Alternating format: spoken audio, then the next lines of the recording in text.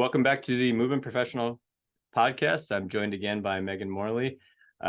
Today we're going to talk more about psychology of movement, but we're going to have a very specific topic today. I don't know if the audience knows, but Meghan, how far along are you with your pregnancy now? I am 36 weeks pregnant today. 36 weeks. So, a lot of things come up through that process, as Meghan and I have been discussing. So we wanted to kind of touch on some of the psychology around exercise and other things that are involved in having such an abrupt change in your life and going through this. This is Meghan's first pregnancy. So I'm going to sort of, ask some questions and just get a sense of like where Meghan's at. And then we can kind of riff off of that and talk about some of my experience dealing with individuals during their pregnancy with exercise and even afterwards, postpartum, and just some of the experience there. I'm the father of two children, so I've been the partner of my wife, who's been pregnant twice, and that was an experience that of sometimes helplessness on my end, because just to watch such an amazing change go on, but there's very little I felt like I could do about it. That has its own psychology to it. So hopefully maybe we can touch on that a little bit as well. So I'm sure it's been quite a journey for you. So I'll just have you kind of open up and just say, like, what has been the most surprising changes that you've experienced in this process, being your first time?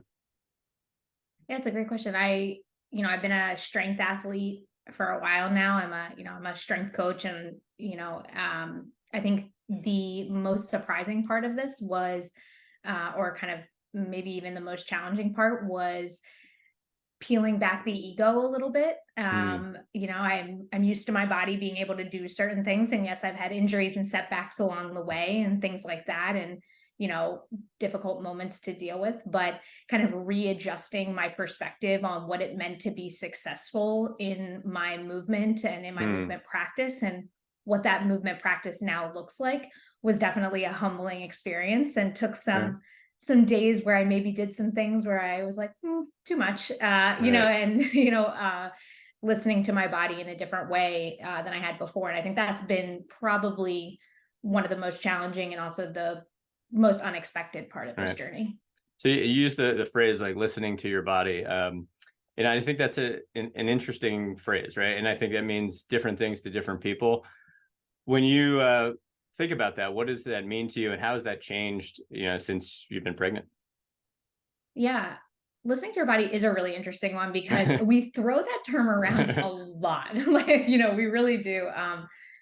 But for me, it was a couple of things. It was, one, recognizing, especially when my core felt like it couldn't continue to facilitate the work. So even if it wasn't core-based exercises, like I love to deadlift when I'm not pregnant.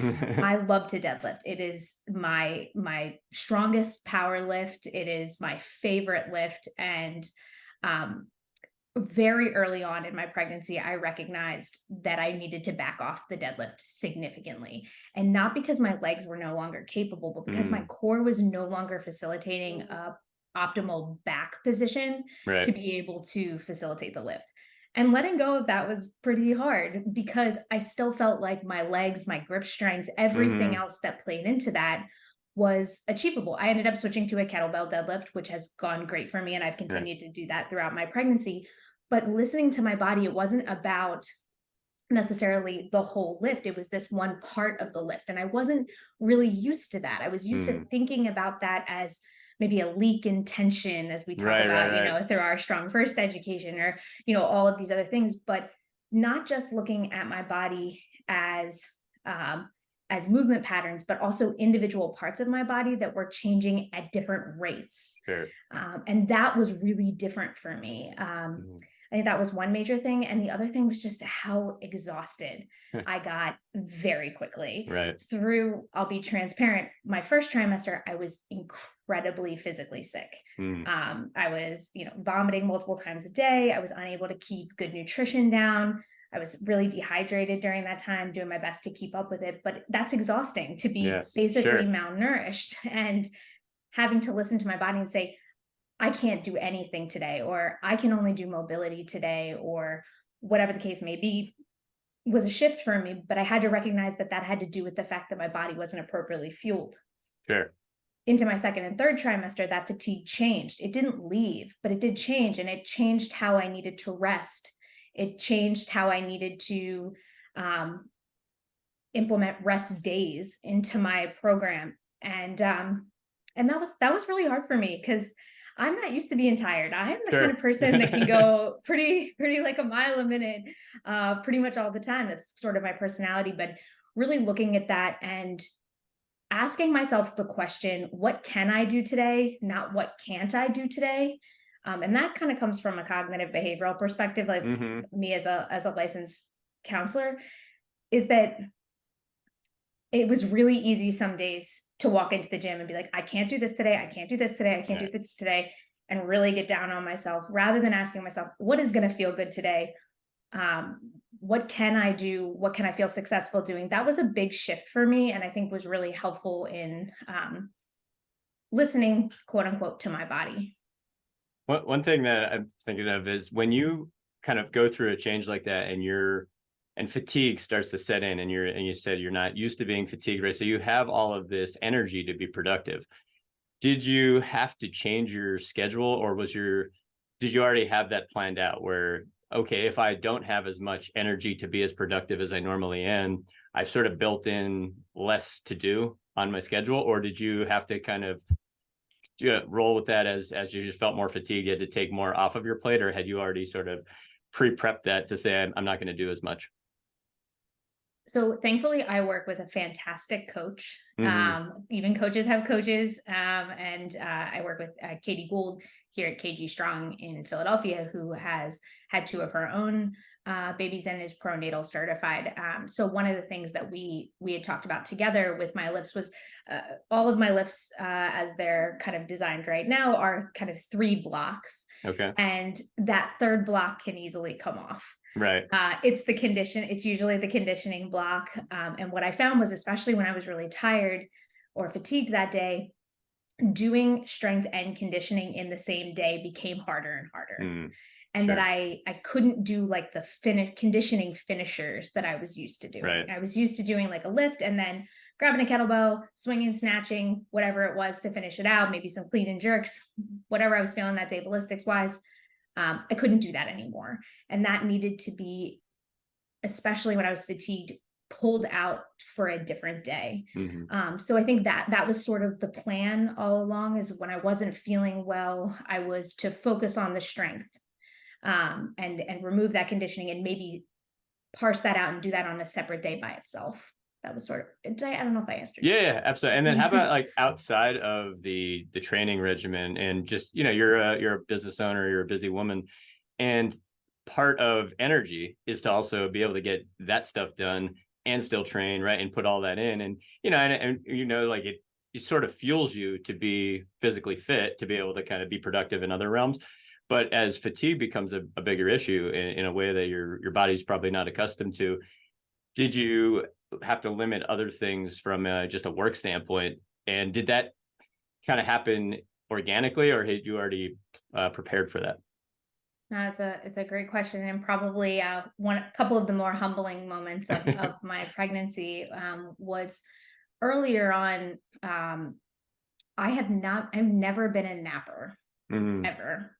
And I found that, especially in my second trimester, but a little bit in my first as well, is that I needed to build in time to take a quick nap during the day and kind of adjust my schedule. Now I'm a appointment person, right? So I'm a Hmm. personal trainer and I'm a therapist. So Right. I have appointments and I have the flexibility at times to adjust things.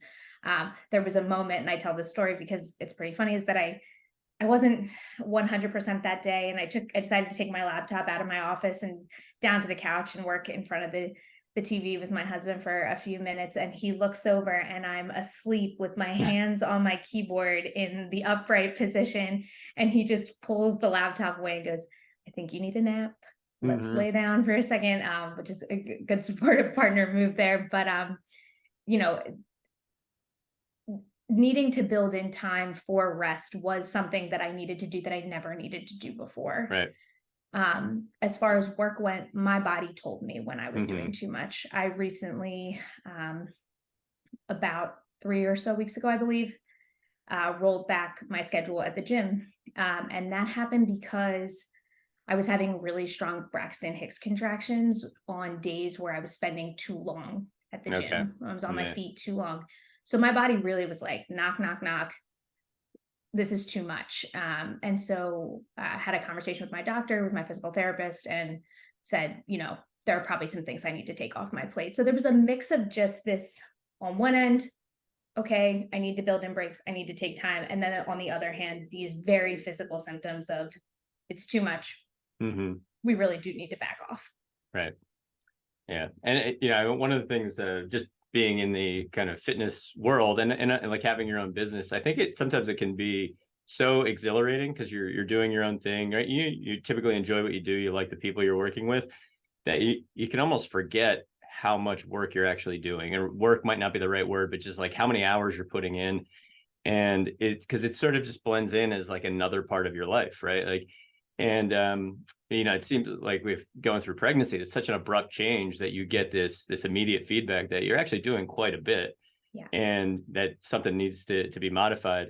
And I'll be interesting to see, like, after pregnancy and everything, how much carries with you and doesn't. I'm sure you'll be interested to see that too. But I'm sure you get an appreciation for how busy you are, and I Mhm. find that the same thing in obviously a very different way. But just as I get older, right, like I'm always looking to add new things into a regimen, like more out of curiosity. All right, I want to try Mhm. jujitsu, getting into a men's league with basketball, and it's like the more things I add, I just can't add them all without taking things away anymore. Right. And if anything, that's the thing I feel with age, is just that you have to respect your time, not just that you're physically training, but also respect the time that your brain is very active doing things without like complete and utter rest. So sleep obviously becomes a big part of that. But like you mentioned, napping is like napping's become like a huge part of my life in my long days.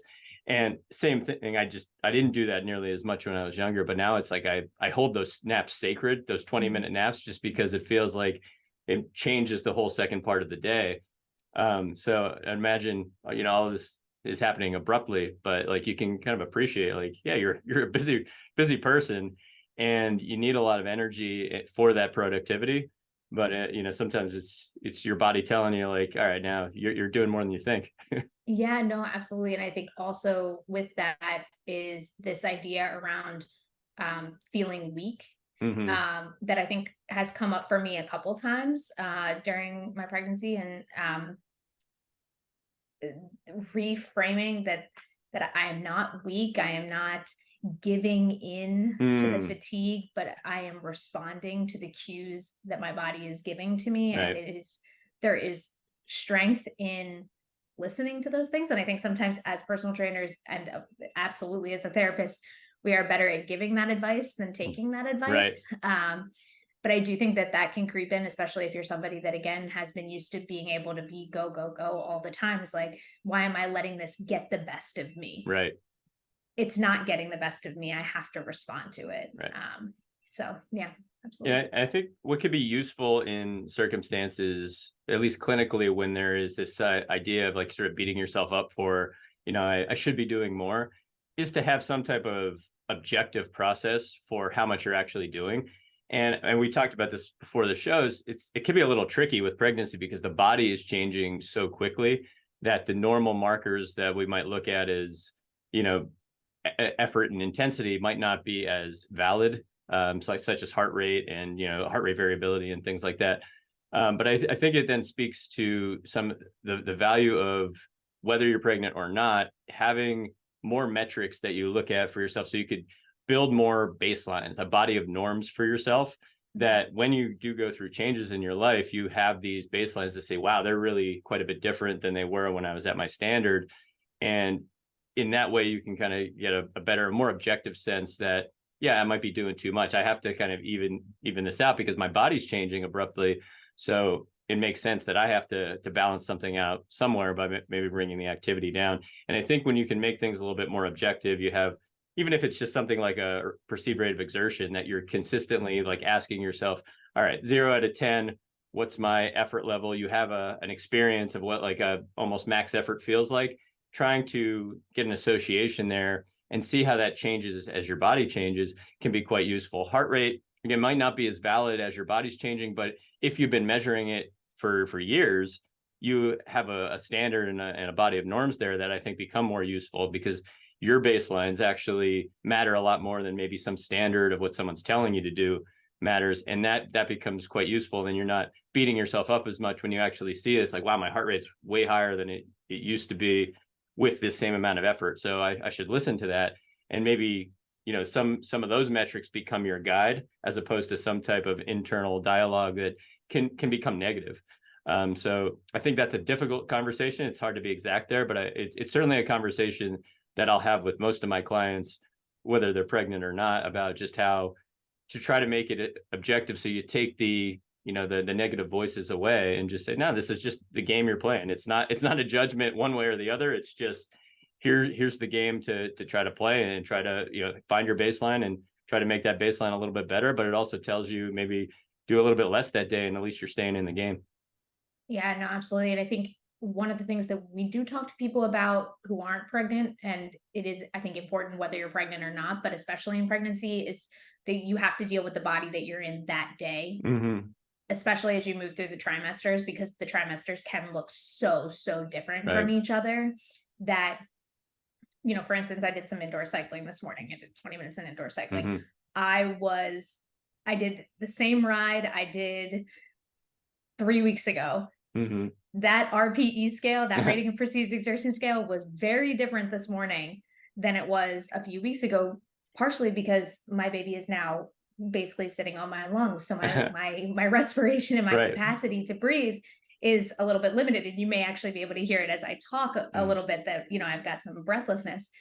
So that was today. And I needed to work on an RPE scale that worked for me today, which is not the same scale I was working at a few weeks ago. That scale looked different. I'm still looking at that.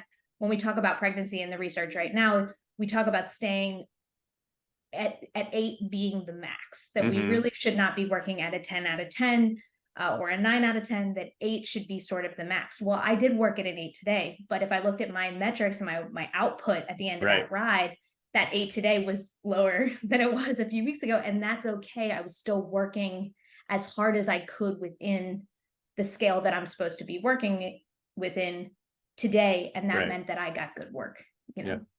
And I think what would be interesting in those moments would be having sort of different metrics that triangulate, or, they can cross-reference. So if you're looking at like, what would be your heart rate with that RPE today compared to your heart rate with, say like a 5 out of 10 RPE, even though the activity is the same, does the heart rate increase in a way that matches your RPE, or does it not? And it's hard to know, but as you have more information over time, I would still recommend that you kind of take the RPE as the priority, especially in times of pregnancy.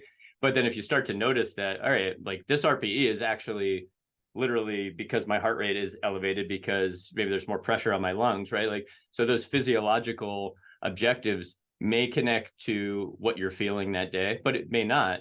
And, more data ends up giving you more information in the long run. We just can't jump to too many conclusions from like any one bout. So, especially as your body's going through changes like that, you just err on the side of doing what you feel is best and taking the kind of the guilt and bad feelings out of it. I think that the major key is that you're in the game, right? Like and I don't want to use the term game as if it's like, I'm being light with it, but it's sort of like, it's, it's an up and down thing.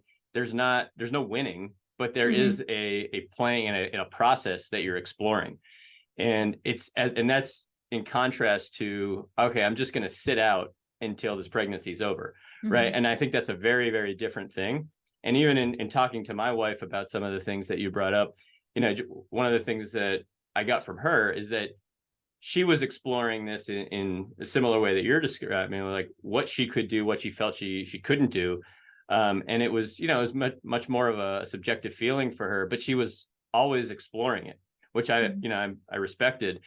Because it's very easy, I imagine, to not, right? Because it's just like, as you mentioned, the different levels of energy.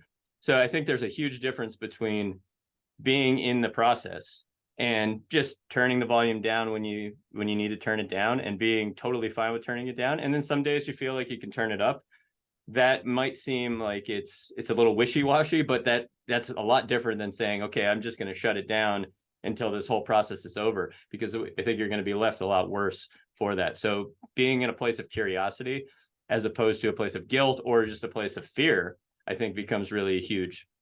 Yeah, that fear is a really important one. I'm really glad you brought that up. I think, yeah, fear drives a lot in pregnancy. And I think Mm-hmm.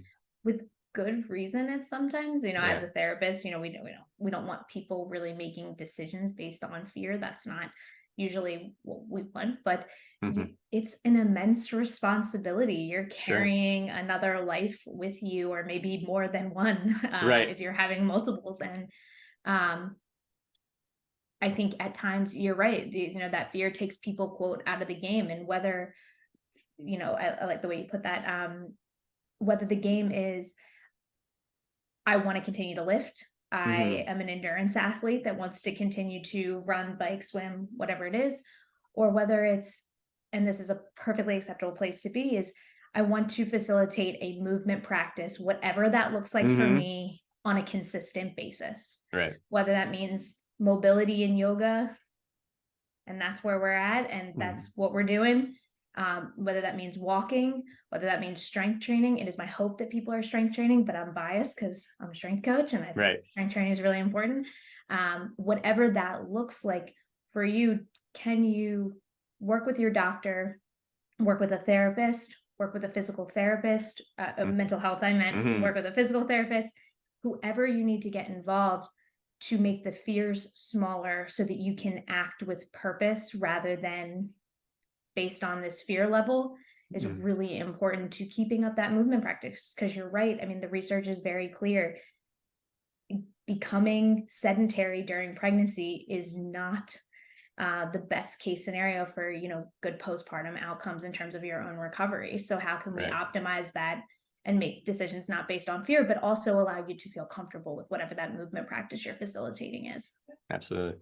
Yeah, and some of the things that I've observed as a clinician are just that there tends to become this mentality of like, I know that I what I can and can't do in any moment, but there's sort of like a assumption of I'm going to take myself out of the game instead of trying to maybe find help, like you just mentioned, all of those possible healthcare clinicians that could help you in your process.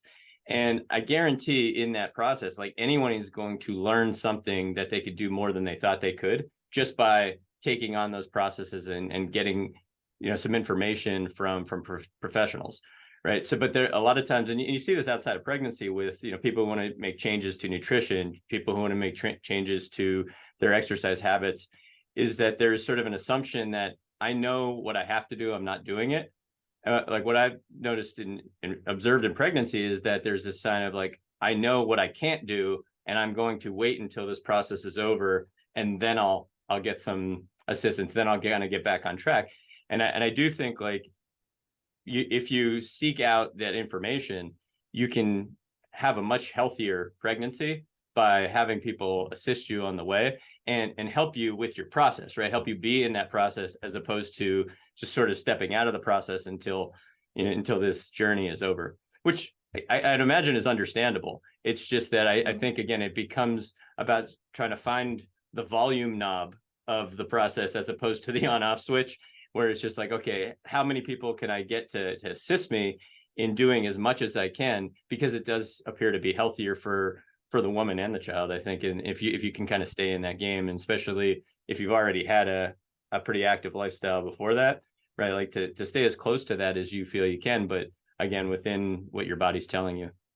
Absolutely. And I'll be transparent because maybe it Mm-hmm. would be helpful to other people. Is I have involved a lot of wellness people in my Mm-hmm. journey. And I mean, of course, I am a mental health and a wellness professional. So I believe in these folks. But if it's helpful to anybody, I mentioned I work with a strength coach. This is the same strength coach that has been with me throughout my strong first training and Mm-hmm. through, she took me from a 315-pound deadlift to, getting ready for the biggest endurance moment of my life, which is the labor and delivery. Yeah.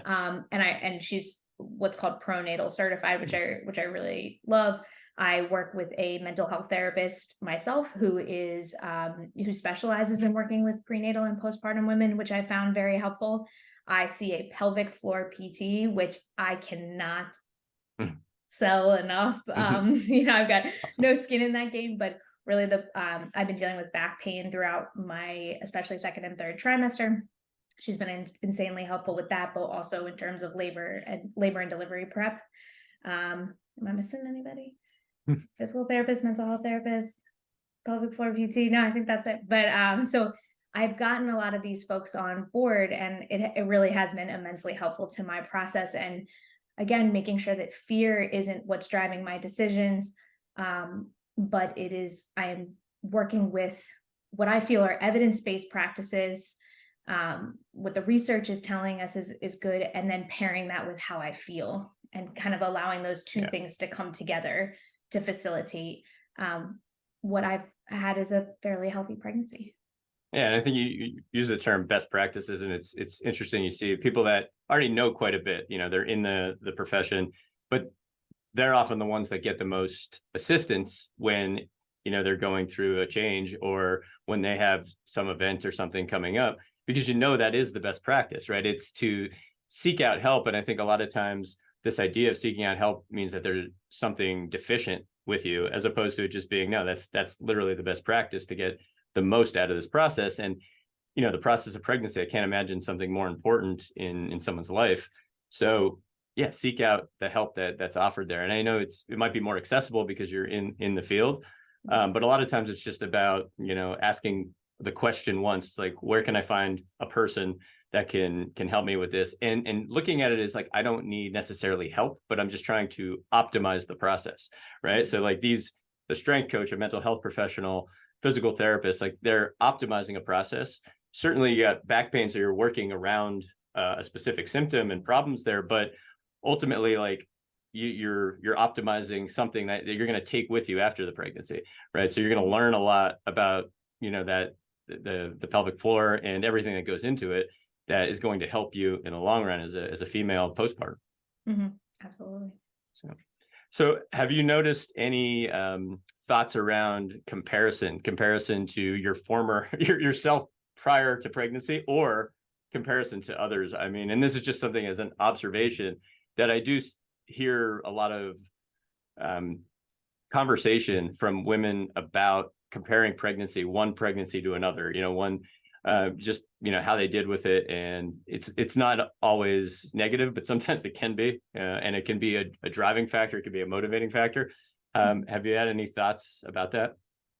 Yeah, these are, I'll split them up because Mm-hmm. one, the comparison to my quote unquote like former self Yeah. before this process is that, and I think I spoke to this a little bit earlier, but that has been a struggle for me at times in recognizing what changes I need to make, and that maybe is a little bit eye opening about what changes I probably should have been making before I was pregnant, Sure. but wasn't maybe open to. Mm-hmm. And I do think that that's challenging.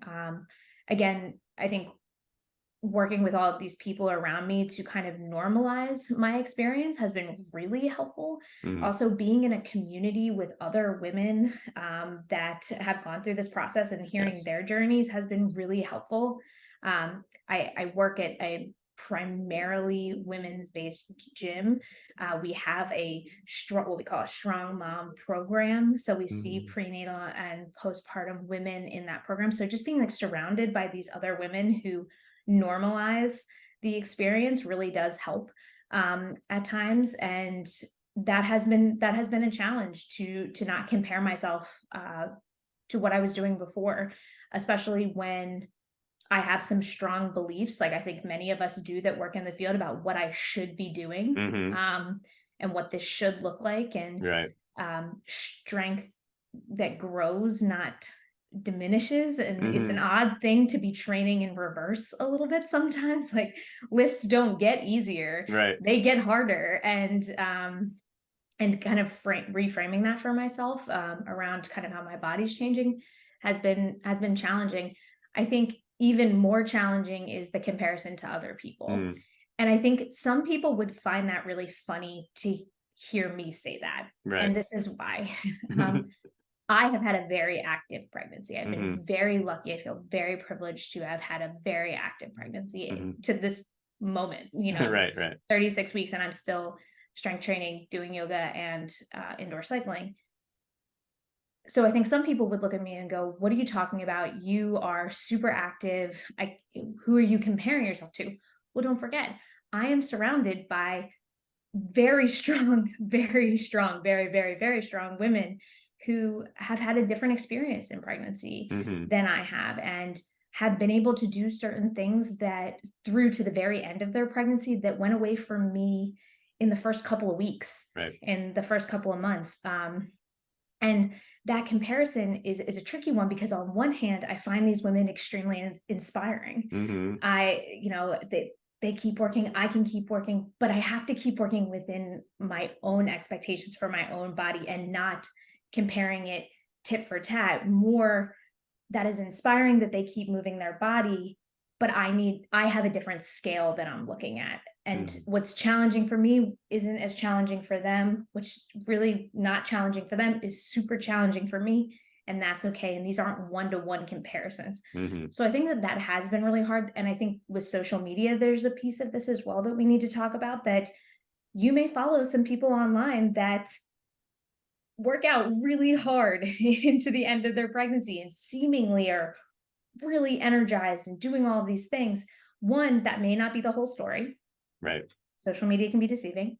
Hmm. And two, that's not your journey. And Right. it's okay to be inspired by them, but don't compare, apples and oranges.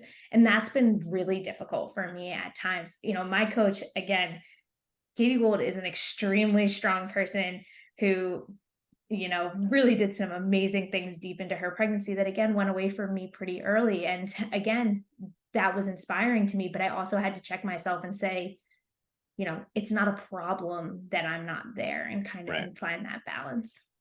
Yeah, I think that fitness in place could be interesting, right? Like because you oftentimes you're with your clients where you're teaching them, you're the teacher, but your peers are, they're pushing you, right? And you're, inevitably going to know people that can do more than you. And I think the same thing happens with pain. Is you look at people that are inspiring and you're like, okay, this is what's possible, but sometimes what's possible then gets confused for what's supposed to be, right? Like, and it doesn't work that way, right? It's like it's nice to know what is possible, because certainly with pregnancy and other things in orthopedics, there's these like finite rules that are just kind of nonsense, that you're just like, they're overprotective, right? Like when you're pregnant, you shouldn't lift weights generally. Like that's way too broad. And you see what's possible, that, people can lift quite a bit of weight until, right before pregnancy. But it doesn't mean that's supposed to be everybody and in every moment, like you mentioned, right? Like every day is different. So I think, yeah, comparison can be rough in many acts of life, but especially in fitness. And then I can only imagine when your body's going through all it's going through, to have that's your support, that's your community, but it's also this comparison that might be over your head. And I'm sure that no one that is trying to push that on you, but it's hard to separate yourself from that, I would imagine. Yeah, I mean, I've gotten nothing but support Right. from the people around me, and telling me to do what I need to do, and listen to my body, listen to my physical therapist, listen to my doctors, all of these things. It's hard not to, though. It really is. I Hmm. mean, I can talk to my clients as a mental health clinician all day about not comparing yourself. When you have to turn that back around on yourself and say, don't compare yourself, it's really, really hard, and Yeah. can really get in your head sometimes. And I think just being aware of when the comparison is starting to either make you push yourself harder than you should, or Hmm. starting to make you give up. Because I Right. think that's where we end up on like those two ends of the spectrum. There Hmm. is it either comparison either makes us really not listen to our bodies, do all the things against what we've talked about, or just say, you know what, I'm just not even going to worry about this because I'm quote failing at it. And that's what we Hmm. call all or nothing thinking, which you and I've talked about on this Right. podcast a few times now. But I either can or I can't. Well, Yeah. that's not the truth. I can. I just Yeah. need to think about it here for a second, Absolutely. And you mentioned social media. I think it's interesting how that can kind of work both ways, right? Like if you're the person creating the content, right, like you may be thinking like, I'm just doing things and I'm trying to inspire others. And I'd imagine most people in the fitness space are really trying to do that.